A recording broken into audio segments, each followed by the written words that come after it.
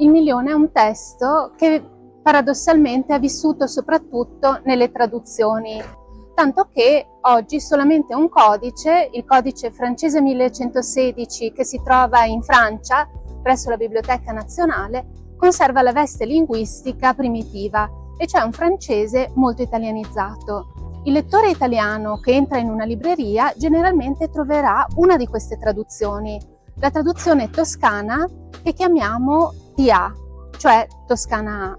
Si tratta di una versione toscana prodotta all'inizio del Trecento che ha tra le sue caratteristiche quella di essere circolata soprattutto tra i mercanti toscani e più in particolare fiorentini. È una versione leggermente abbreviata che punta al sodo, che punta alle cose, ai numeri e alle cifre, e che però complessivamente è molto fedele alla versione franco-italiana.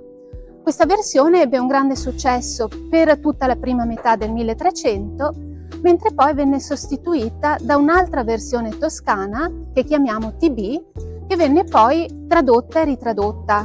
Venne tradotta ad esempio in latino, in tedesco, ed è proprio una di queste traduzioni tedesche la prima versione del Milione ad aver conosciuto gli onori della stampa. La stampa Kreuzner, pubblicata a Norimberga nel 1476.